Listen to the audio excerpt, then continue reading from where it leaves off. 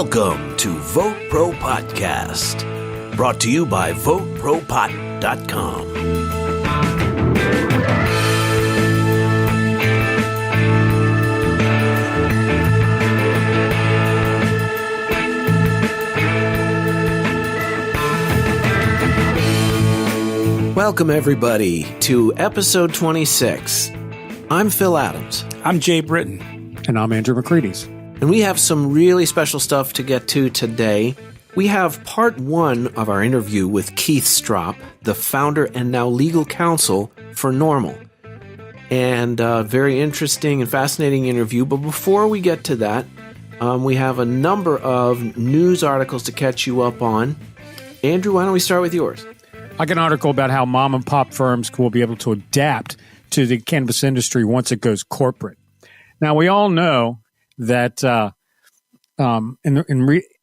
recently, in the last few months, Constellation Brands invested $4 billion in canopy growth in Canada, and also Altria put down $1.8 billion for a 45% stake in the Canadian company Kronos. So, I mean, there's it's already starting. And when it opens up in the United States, it's going to just be crazy. A lot of big money is going to be invested in cannabis. Now, a lot of people are worried. I'm looking to invest myself. Yeah, well, a lot of people are worried that small mom and pop businesses will get muscled out of the market. And that is certainly going to happen. Now, a lot of times, a lot of these big companies are coming in, with a lot of companies, they're not going to put you out of business, but they're going to buy you out because they're dropping like the one they put $1.8 billion. These guys have a cannabis company. The industry hasn't even really off the ground yet. Someone already offered them $1.8 billion for 45% of their company. I mean, yeah, and the question is whether or not some of the regulations and some of the legal states don't lean towards the big companies, as is so often the case in every business, because they have the lobbyists and they have the money, and of course they're buying the politicians. So what do you do with it if you're a mom and pop grower? Well, a lot of small businesses, there's going to be opportunities, especially in the. It's going to be similar to wine and beer. There's going to be artisanal growers. There's going to be certain strains, I think, that the big growers are not going to want to spend a lot of time pruning specific plants, or some strains are very high maintenance. Now, I think some growers will be able to find a niche doing exotic, high-quality strains, as well as processors, too. There's going to be some processors out there that'll be really good at it and put out exceptional products, and as well as edibles. But in addition to all that, there's other, like, ancillary businesses that you can get into. Now, if you sort of just look at what do you do for a living currently? So if you're like an accountant or a lawyer or into real estate, the industry is looking for people. I mean, they need accountants, they need lawyers, they need real estate, they need banking consultants. They also need like plumbers and electricians and HVAC. I was watching I was looking at a grower the other day, and in their grow rooms, they had heating, air conditioning, humidifiers and dehumidifiers all going at the same time because they want to maintain that perfect temperature and humidity. And then they had like 50 fans just blowing around. And I'm going, it's got to be a more efficient way to move the air around because it seems these fans are oscillating and fighting against each other. Anyway, so I think there's going to be a lot of opportunities. So designers of HVAC systems, I guess, right? Along with everything else. Yeah, there's a lot of thought and enterprise that has to go into this. You don't think about this stuff. You think putting a seed in the ground and letting a plant grow, but it's not that easy. For commercial grows, there's a lot of money for contractors. And especially like HVAC or plumbers or electricians or plumbers or electricians, you sell service contracts, especially like a plumber who's like maintaining a hydroponic system, man. That's pretty, I mean, if there's a problem, you need your guy in there. And if you have a plumber who's an expert on hydroponic systems, geez, that would demand a premium. So in addition to that, there's people getting into packaging, especially like hemp packaging or just packaging in general. I mean, there's still, all states want a child-proof, containers, and that's still, people are still coming out with child-proof containers. The problem is sometimes older patients will struggle with it. Will struggle with stuff. Also, there's going to be a big in paraphernalia, man. I think there's going to be a new high-end head shop. When we were growing up, you go into a head shop and it smelled like patchouli oil. There's some glow-in-the-dark. There's like black light posters on the wall, and the guys are obviously stoned as a motherfucker behind the counter, But now there's. I remember working at a record store. Yeah. You remember Record Lords that had a big head shop, and my dad came to pick me up once when my car wasn't working, and I had to go through and explain to him what everything was and what it was for. Including deering scales and snow seals, and it's like, oh god, the 70s, so uncomfortable. Well, Phil and I worked at that head shop together, man. We worked at the same time. That's right. I remember that. Yeah. We can tell you some stories of stuff happening. So there's a kind of a niche for everybody. Now I say niche. Andrew, you say niche. What do you say, Jay? Niche. But anyway, there's going to be there's going to be these high end paraphernalia shops opening up, and I think that now there's if you're in retail or if you own a retail location, there's something. A delivery service is going to be big. There's another the cannabis and CBD going into beauty products is going to be big. Especially lodging and the bed, bong, and breakfast thing where there's the cannabis tourism that's going to be. Bed, bong, and breakfast. There's apparently I saw this one that's like an adult summer camp with cannabis for you go there and you sort of camp out and you're smoking weed all day and you're canoeing and doing arts and crafts just like summer camp for kids. Coloring, making pot holders, lanyards. Now there's another big thing. It's called weed florists. All these florists are starting to decorate these bouquets like bridal bouquets with herb, with cannabis flowers. Which brings you into the whole cannabis wedding. It seems like a big waste of weed to me. That's right. Unless you're a guest at the wedding. I'd be probably pretty happy if you're a guest there. But then there's also like app developers and people who write software. Sure. And social networking. I know here in Maryland, the dispensaries, you can't advertise on radio or television or billboards. And Instagram and a bunch of other platforms are dropping their accounts left and right because they're promoting illegal activity. Right. So they could really use a social networking person who can help them weave through that and promote their businesses. I think that's big. See, this is what's great about capitalism. Yeah, exactly. It's American entrepreneurism, Right. There's somebody gets an opportunity in one area, it creates opportunities for a million other people in all of these ancillary industries that all contribute to, kind of a way of life. Mm-hmm. I just think it's a great, just kind of an organic growth. Right. Absolutely. People are taking what they know best and applying it to the cannabis industry. Tour guides. That would be so cool going through DC in some little bus. Everyone's, puffing away going, oh, there's the Washington Monument and there's a Capitol building. And we're going to stop over here at the Air and Space Museum and check out Captain Kirk's phaser. Let's go. And another thing, our interior design people they're apparently designing all these, especially dispensaries. It's sort of a big deal. Some of them are beautiful. Some of them are really Another nice. new thing I saw, apparently they have these cannabis-friendly painting classes. Everyone gets together, gets baked, and then learns how to paint. I think that's I don't think it would help me. But now, as far as the mom and pop growers are concerned, it sounds like the thing they need to do is concentrate on a particular strain that maybe the big companies are not necessarily so interested in. Is that what you said? And also with the Appalachian, it's like craft beer compared to Budweiser or Anheuser-Busch, But also with wine, because eventually certain people, especially the people out in California, will be able to sell. Wait a minute, this is Mendocino County, this is Humboldt County. This is the real deal. This is the mother of all buds. People will pay a premium for that. But then again, a lot of the best wheat strains are grown indoors. So I don't know how much that Appalachian system is going to affect, or the terroir system. Where it depends on the climate, the topography, and the soil type. If you're growing indoors, what the hell does it matter? What the climate's like outside. You can have whatever soil you want. Yeah. So anyway, but I think one of the big things about the cannabis industry that they're looking for is one, they're going to try to open up for equally for all people. So you're going to see a lot more women. Obviously, there's a lot of women and minorities entering this industry, which is great. The other thing is, they're trying to keep it green, so chemical-free, organic, no pesticides. Mm-hmm. People are experimenting. Matter of fact, I even heard somewhere that Californians are starting to tell the growers, if you're like a certain percentage of your electricity that you use to grow has to come from renewable sources. Yeah, which I think that's cool. But all in all, Yeah. There's a huge opportunity, and when the dust settles, there's still going to be more opportunity, and the tip of the iceberg is only showing.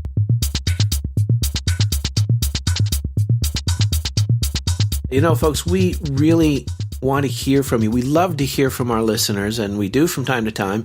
And if you have any ideas on this, please check us out at VoteProPot.com. Send us an email at VoteProPot@gmail.com or call our message line at 240-257-2441. And please like and follow us on Facebook, LinkedIn, and Twitter. Just do a search for VoteProPot. Now, this is an interesting article from the Cannabis, and it kind of dovetails with what you're saying, Andrew. This is kind of the big boys getting together. Global pharmaceutical giant Novartis teams up with billionaire-backed Canadian marijuana startup. Novartis is partnering with a Canadian cannabis company backed by billionaire Peter Thiel to get in on the medical marijuana business. The Canadian company they're talking about is Tilray, and they are going to be teaming up with the healthcare giant Novartis Sandoz Canada division to form a strategic alliance to make cannabis medicines in capsules and other forms.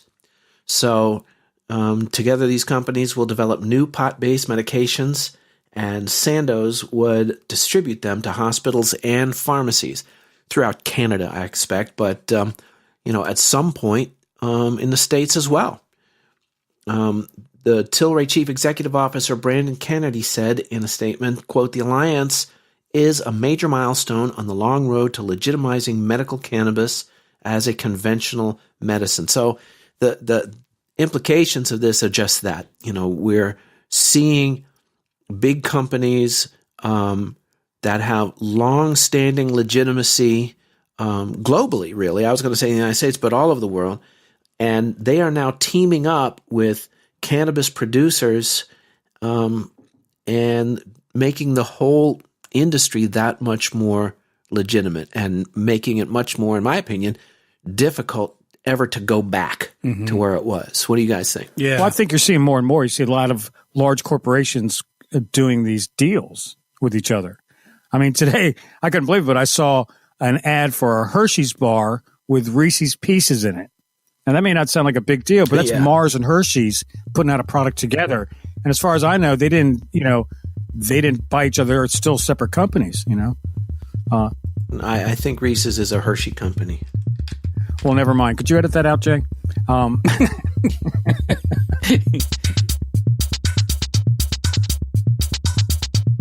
Jay, what can you tell us? Well, I think we should mention the hearings for the Attorney General, Bill Barr, last week in front of the Senate Judiciary Committee. He, of course, he was asked questions about cannabis and about federal interference with state and so forth. And he said that he has no plans on using federal resources to go after companies that are complying with state laws. So that's a whole different take from Jeff Sessions and even the acting AG, Matt Whitaker. Nobody really knew where he stood. So I guess that's good news. I mean, I think that it's a step in a direction where the federal government is going back to where President Obama was to say that, we're not going to spend our resources, money or manpower on conflicts with state law regarding cannabis. So that's good news. Yeah, they haven't really announced it as a policy yet, as the Obama administration did. But I think that's been their approach. I don't know that. Now that Sessions is out of the picture, and he was very gung ho about cannabis enforcement. So that's a positive development. I got to admit, I kind of miss Jeffrey. Do you? Jeffrey Beauregard. Jeffrey Beauregard. Kind of. I mean, other than being like a total jerk, it's something about how can you not like the guy? He's like a little elf or something. He's like a stereotypical Southern politician guy, Yeah. Well, he may end up back in the Senate. We don't know. Yep.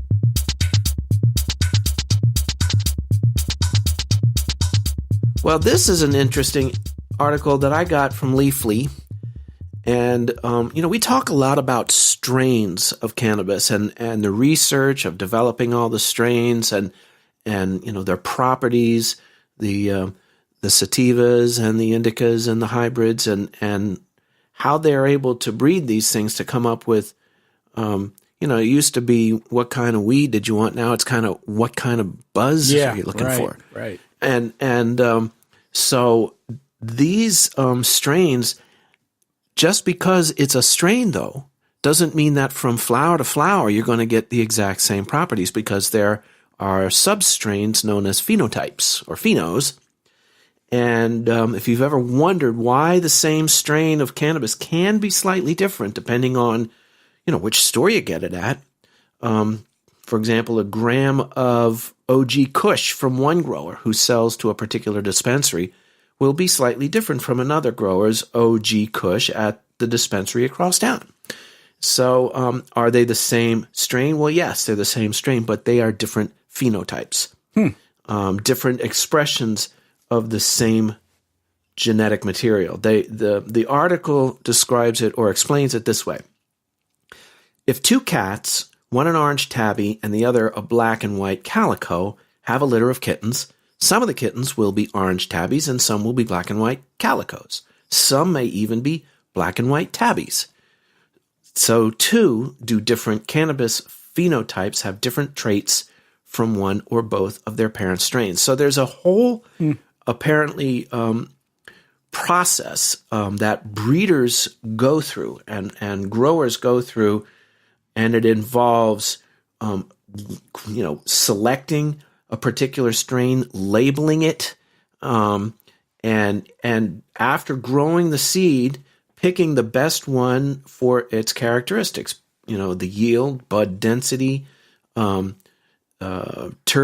flavor, potency, many attributes, and then discarding the others. So they're very selective, and they come up with a final phenotype, and that's what they will be selling to their retailers.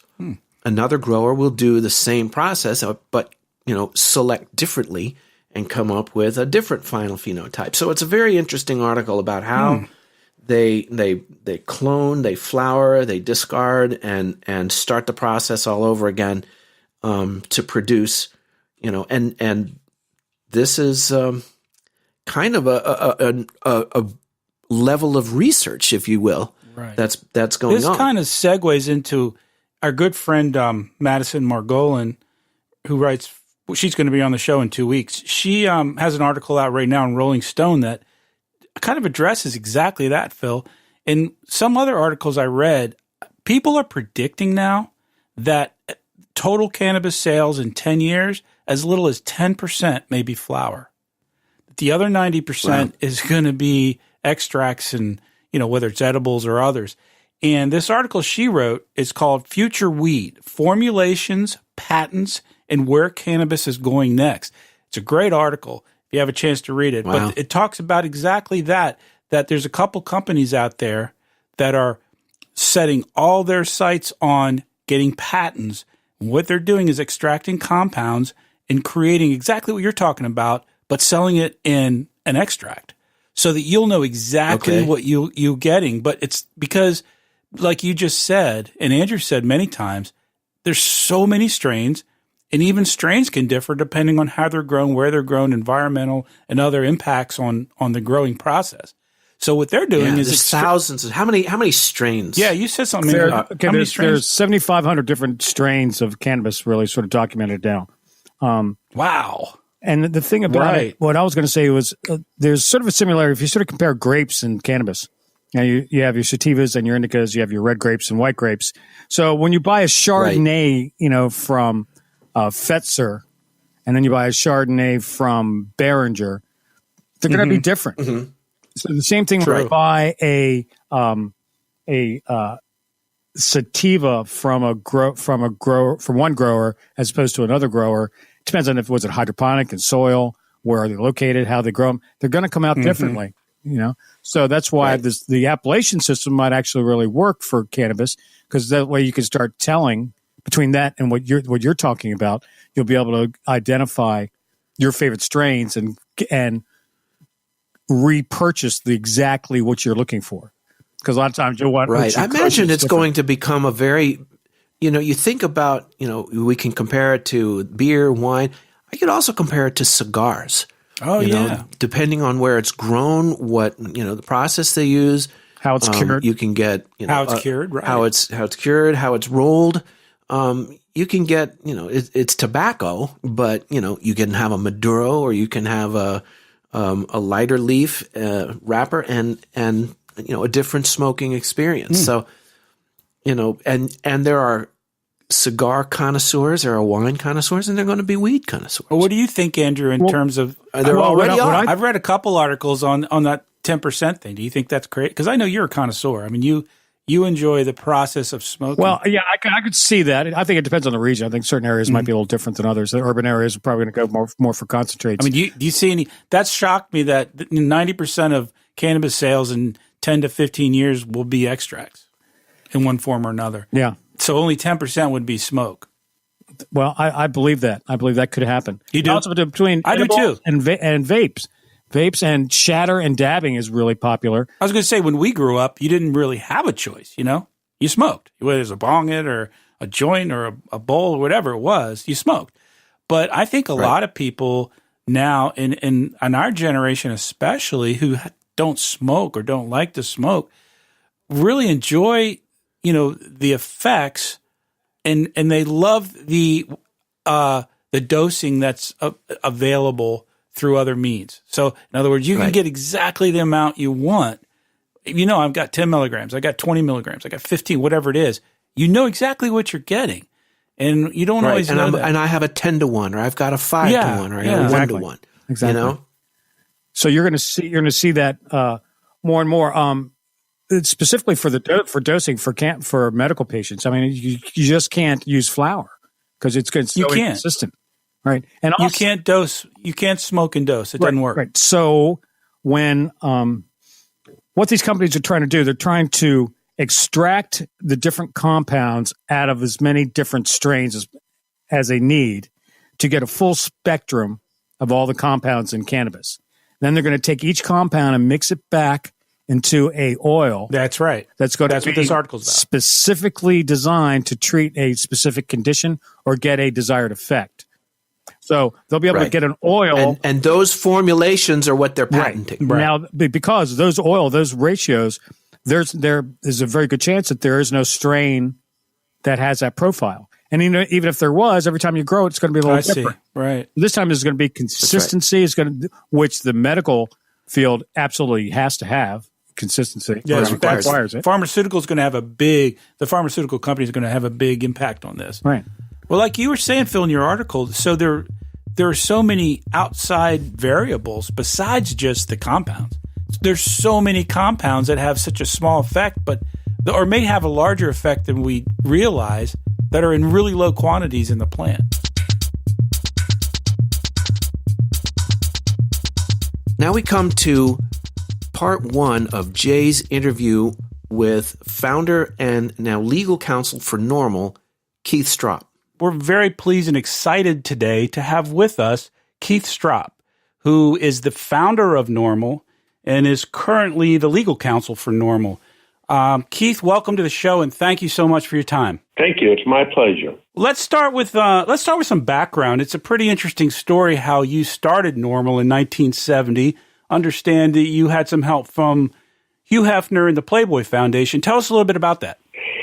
Well, even a step before we get to that, I might just briefly refer to how I came to want to start a group to legalize marijuana in the first place. And honestly, it had to do with the Vietnam War, and more specifically with the anti-Vietnam War protests. Mm-hmm. I graduated Georgetown Law School in 1968, and it was right at the height of the anti-Vietnam War movement. Sure. And so I think my whole generation were pretty much radicalized by that.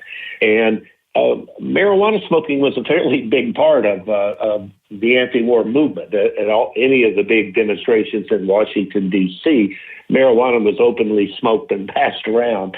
At any event, I ended up avoiding the Vietnam War because I got what was called the Critical Skills Deferment. It was a section of the former Draft Act that suggested that if the work you were doing at home was important to the health, safety, and welfare of the nation, then your draft board could elect to have you do that rather than go fight a war. And I had been hired by a presidential commission at the time called the National Commission on Product Safety. My draft board thought that that was a good enough excuse. Now, the only reason that's important is I had never heard of public interest law, and I had always assumed that when I got out of law school, I would go back home and open a law practice and probably get rich but have a boring life. I thought that's what lawyers did. But my experience at working around Ralph Nader, the Product Safety Commission, was sort of an extension of consumer advocate Ralph Nader's work. And my experience those 2 years working around him really exhilarated me. It showed me that you can use your law degree for much more important work than just helping some clients get rich. You know, you can try to make a difference. You can try to impact public policy. And I'm not suggesting that public interest law means you're progressive or liberal. No, you can be a conservative activist too. Sure. There are lots of them who are very effective. At any event, I had never heard or had been familiar with that concept, but once I got turned on to it, I thought it was fabulous. And when the commission ended, I was then too old to be drafted, so I had a choice as to what I wanted to do with my life. And I thought, well, I want to be a public interest lawyer, but the issue that mattered to me was legalizing pot. I had started smoking marijuana as a freshman at Georgetown Law School in '65. So by the time I had graduated and worked a couple of years at the commission, I'd been smoking for about 5 years at the time. And by that point, I was a committed pothead. Well, that's brave of you because, I mean, I'm a few years younger than you. I'll be 60 this year. But I don't think there were a lot of people really trying to make a difference in legalization of marijuana at the time. We're in late 60s, early 70s. In fact, the history of organized legalization, the first group that I've ever been able to come across, and I'm familiar with a number of people around the country who know the history better than I do, but the first pro-legalization organization was called LEMAR, for Legalized Marijuana.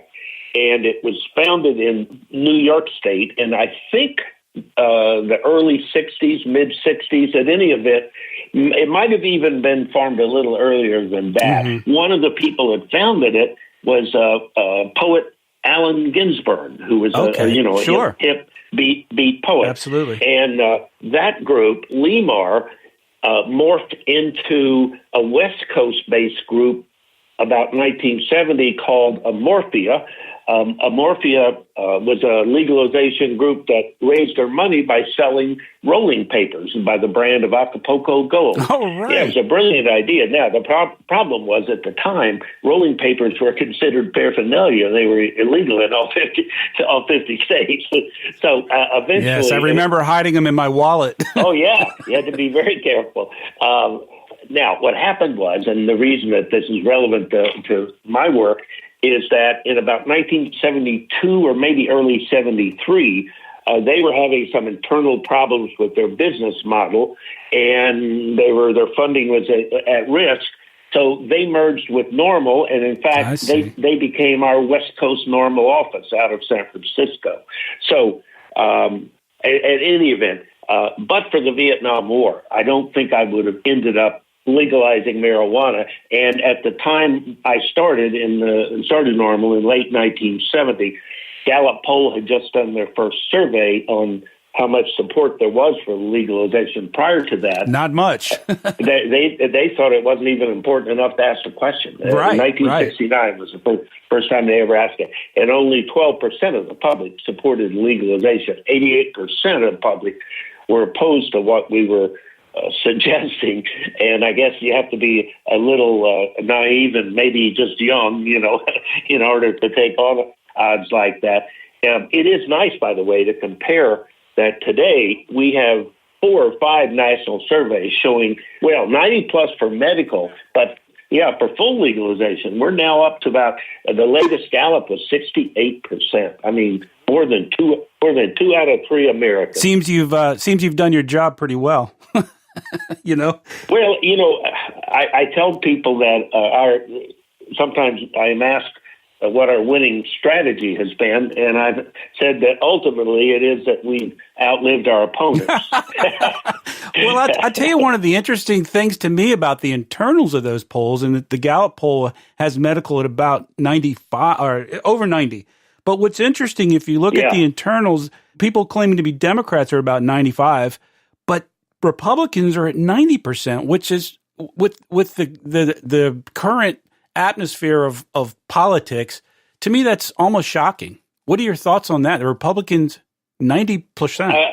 First off, I think my entire experience over these last 45 years or so, almost 50 years now working on this issue, is that elected officials are always behind their constituents on controversial subjects. And the reason is they're primarily interested in getting reelected. Yeah, of course. And they've learned along the way that if you get too closely tied with some of these radical proposals, and marijuana legalization certainly for most of the last 5 decades was considered radical. Only recently has it begun to be mainstream. But politicians learned very early that if you're not careful, your opponent's going to run against you, and he's going to say he's tougher on crime than you are, or you're soft on crime because you favor marijuana legalization, something like that. Right. And I think during the 80s, for example, I think that was probably true. Mm-hmm. I think that a lot of politicians that had a little bit of courage and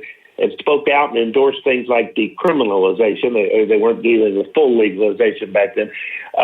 I suspect a number of them may well have been replaced by people who had a tougher stand on crime during the 80s. But that turned around. The Gallup polls, when you look at it over those 4.5 decades, what they show is we gained ground until about 1977, maybe 78. Mm-hmm. We then began to lose public support until 1990. And those were the years when you had Ronald Reagan and Nancy Reagan. Just say no. just say, that's right. The parents groups. And there was this kind of a crazy presumption that we shouldn't allow adults to do anything unless it was appropriate for children. Right. There was somehow their opposition to smoking had to do with kids, but of course we weren't proposing that kids should be smoking. But at any event, it is nice to see that starting at about 1990, the polling shows that we began to gain support. And it's been steady ever since. I think it was in 2010 for the first time that we hit the 50% mark, where half the country was on our side. And, of course, it continues to increase. Right, in less than 10 years. Well, you got to wonder, with those kind of numbers at 90 plus for medical anyway, at what point does it become, political suicide for politicians to still be on the opposing side? I think... I don't think I would say it's suicide any place, but I do think that there are large chunks, most of this country, in fact, where if you were insensitive to the importance of medical marijuana to tens of thousands of seriously ill patients, I think it would definitely hurt you with the polls. Now, the reason it wouldn't be suicidal is because for most voters, marijuana isn't the dominant issue they're voting on. Obviously, for those of us who smoke, it very well may be. But for most of our supporters, if we're enjoying 68% support, but only 14% of the public are regular smokers, then we must be cognizant of the fact that we're winning because we finally have won the support of a majority of the non-smokers. Right. And so it's that support that's crucial. But again, for them, it's not their number one issue of importance, but it's still nice to have their support. We couldn't win without them. Well, in terms of medical, did you see that coming in the early days of NORML? That medical would kind of be the hole in the dam? Well, fairly early. Here's what happened. I don't think we fully recognize, well, I'm sure we did not fully recognize how important the medical issue would become overall. But I will tell you that Bob Randall, who was the first medical patient in the country that actually went to court and raised an affirmative defense, successfully raised it here in the district, because he had glaucoma and he was growing a plant out on his balcony downtown D.C. and he got busted. And his lawyer was creative enough to raise a medical necessity defense. And Bob came to talk to us when that was all going on. So we were familiar, and we began to hear from, obviously, other smokers who were informing us of the fact that they smoked it. Perhaps it was partly because they enjoyed it, but to a large degree it was because they had MS or they had menstrual cramps or they, all sorts of things. So we were certainly aware that it was going to be important to a lot of patients. I think politically, we obviously would have had no way to recognize that once California flipped over in 1996, now I think, we have 33 states that have meaningful medical marijuana laws. Right. In fact, I think all but 3 or 4 have some kind of a medical marijuana law. What are your feelings on ballot initiatives? Because that's kind of where we've seen a lot of progress in the last few years. Again, the reason ballot initiatives were successful in the early part of the medical use movement and in the early part of the full legalization movement is the point we discussed earlier. By using a voter initiative, you go around the state legislature. You don't have to deal with all of that reticence that we were running into. So you go directly to the voters. However, only, I think, 24 states or 24 states either have the initiative or 24 don't. I can't remember which way it is, but roughly half of the country, there is no option of an initiative. Right. So we have no choice but to win it the old-fashioned way through the legislature. And this year in particular, there are at least 4 or 5 states that are likely to adopt full legalization, major states, most in the Northeast. Certainly New York and New Jersey are likely, but there's a good chance Vermont's going to go back and establish a dispensary system. They've already legalized possession and cultivation, but they just didn't have a distribution system. And Rhode Island's called for legalization. New Hampshire, the whole Northeast now looks like it's going to move, and it's going to move in all of those states by way of the state legislature. And that's important because, again, we're not going to win most of the Midwest because most of the Midwestern states don't have an initiative. So, what happens in a place like Utah where they pass an initiative and then almost immediately the legislature changes it? Well, what happens almost every time, they did that in Florida too. They passed an initiative that was a good medical use law, and the legislature immediately steps in, and I guess the governor, former governor, was involved too, and said, well, but that doesn't allow you to smoke cigarettes. So they wrote the regulations limiting where you could do edibles, but you couldn't use flowers, and that wasn't the language of the initiative at all. Well, the proponents of the initiative took them to court, and they just won that case. Now, I suppose it'll be, just last week the decision came down, I think maybe the week before. I suppose it'll be appealed probably to the state Supreme Court. But again, I think they're on pretty firm ground.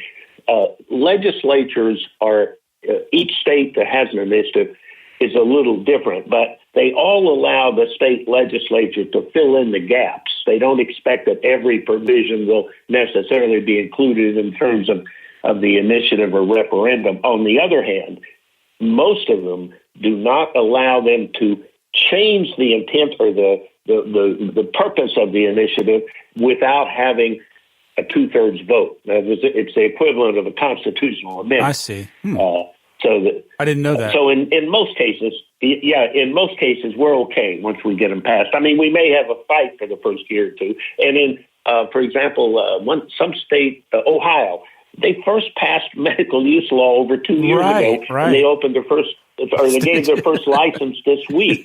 That doesn't take 2 years to set that system up. They could do it in 3 months if they had some need to. Exactly. So obviously they drag their feet, they slow it down, try to delay it. But in the end, it's a great time to be alive if you're a marijuana smoker. We are finally winning this battle, and we're really winning it pretty much throughout the country now. Yeah, absolutely. Keith Stroup is the founder of NORML and their legal counsel currently. Thank you again for your time today, and thank you for sharing your knowledge, your wisdom, your expertise with our listeners. We really appreciate it. Thank you, and stay high.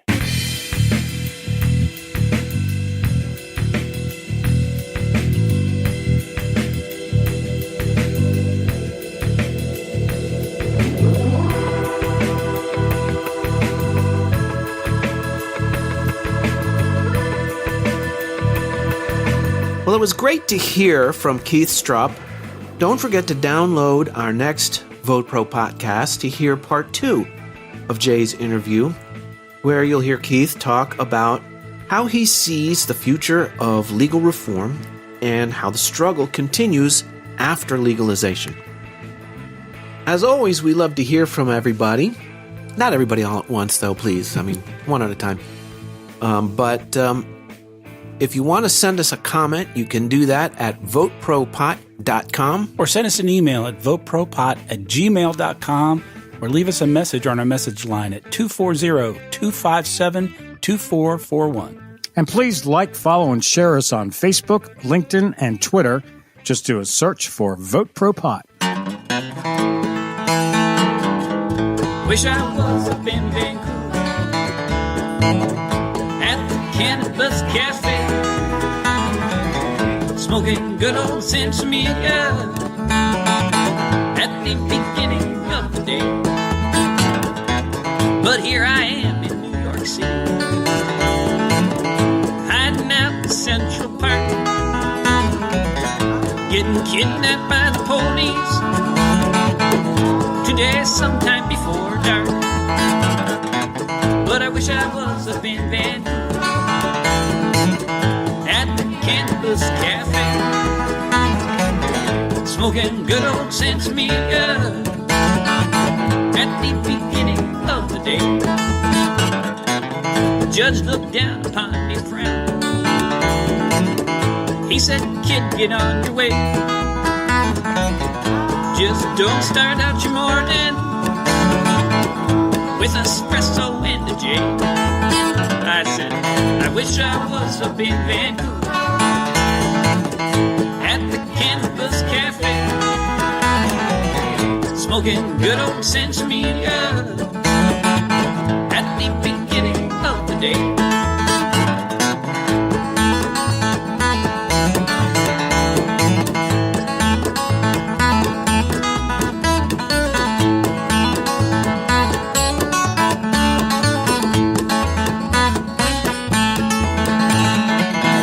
Hitched on out to Portland, caught a ride up to BC, took the bus over to the neighborhood to have a bowl with my coffee. Now I'm up in Vancouver at the Cannabis Cafe, smoking good old Ancillary at the beginning of the day. Smoking good old Ancillary